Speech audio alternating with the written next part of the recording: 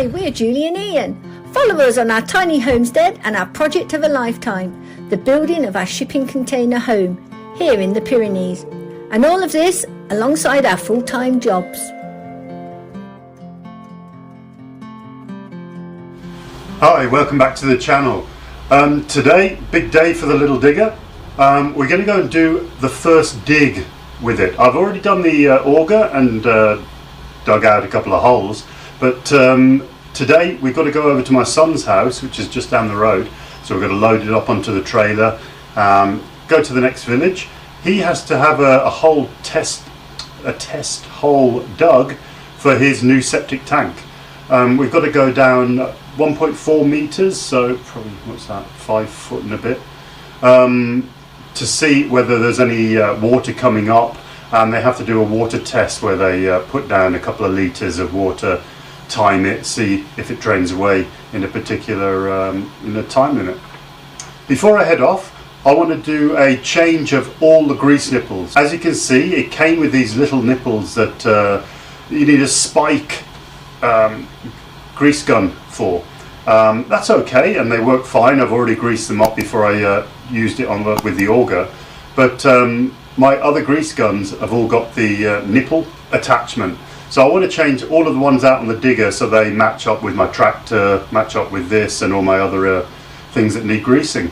So I'm going to get on with that now. I did ask the supplier, and they are 8mm M8s, but 1mm thread pitch, and they were quite difficult to get here in France, so I had to do an order on Amazon. So I got 20 of those. I'm going to go through and change them all out now.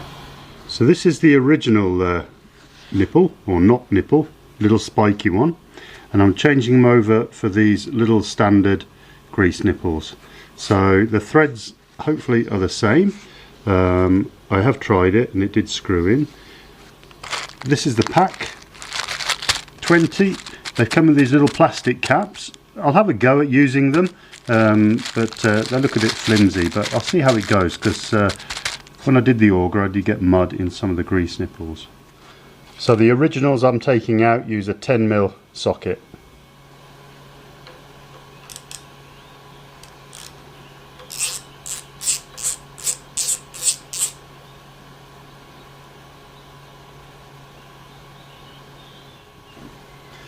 And the new ones actually use a 9mm socket. So I'm going to try the little plastic cap, see how it goes. I assume you just put it over there, screw them on like this.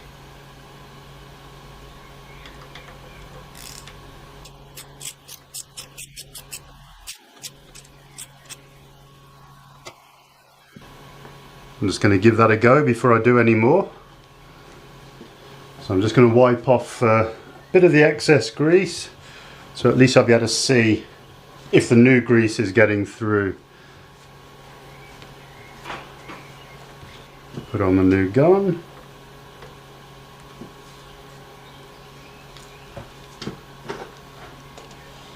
Yeah, works fine. So I think that's worked okay. Put the little cap on. Yeah, there we go. So I'm going to get on and do the rest of them.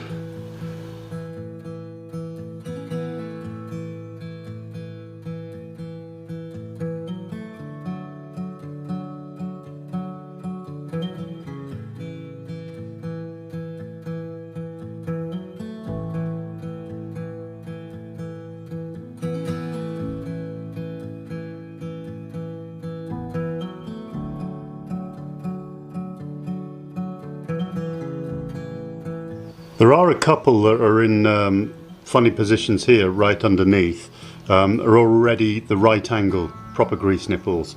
There's one there, there's one down here, so they're not really required to be changed, and I won't do that. I've got all of them off the main boom. I'm now going to put the new ones with the little red caps on. There's actually 5 down here on the bucket, and 2 of which, just here, I think will get full up with mud, because as I'm coming out of the hole or whatever, these could clog up. So I might be actually grateful for these little caps in the end.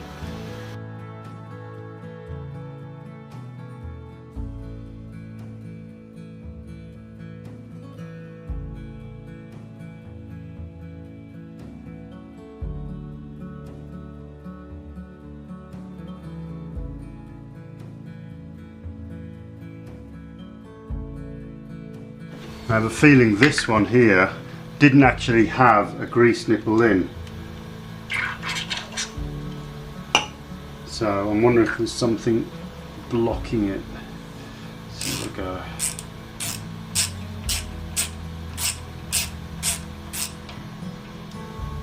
Yeah, it's not threading.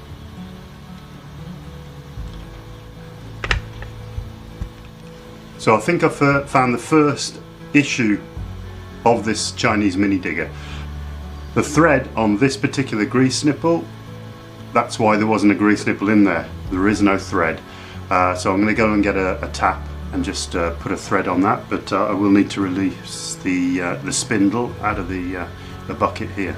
So it's maybe the first of many, but I'm hoping that's the only problem I've found so far.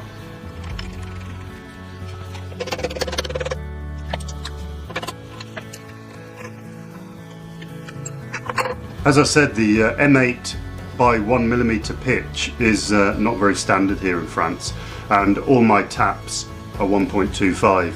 So luckily I've got some grease nipples of 1.25, so this one hasn't got a grease nipple, so it's better that I just tap it out to 1.25 and put in this, this grease nipple, which is the same as the others, but it won't be the same thread.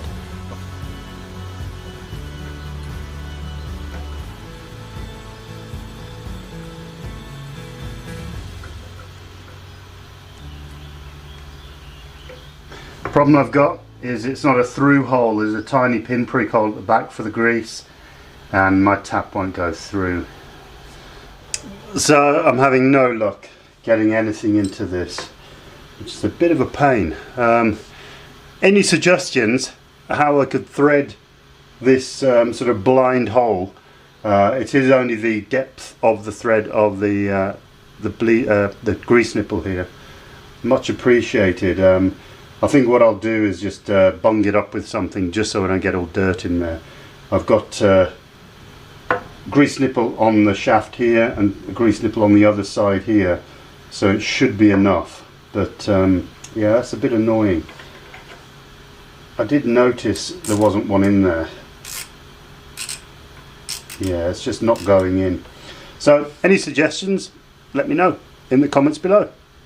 And another two just hidden in here. 1, 2. Let's have a look. Right, I'm looking around everywhere and I think I've found another one just in the back of the blade here. Right, those guys with these little mini diggers, if you know of any more, I'm no doubt there's some on the track, so I'll undo these little bolts here and check there. But if there's any more hidden ones, you can let me know in the comments below. I'll appreciate it. Right, I'll get those little hidden ones done. So I've changed out 11 of the grease nipples. So as I just said, if anybody knows any more, then let us know in the comments. All went fine. All show up now, so at least when I give it a glance over, I know where they are. Right, let's get on the trailer.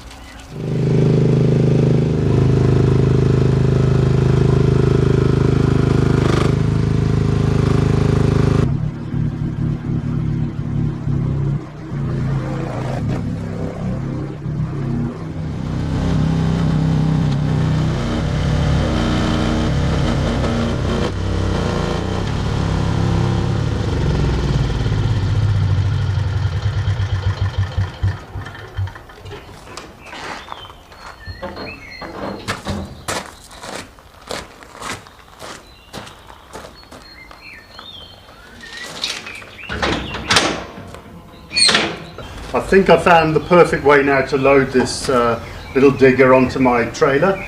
First things I do is to just put these stays halfway down both sides.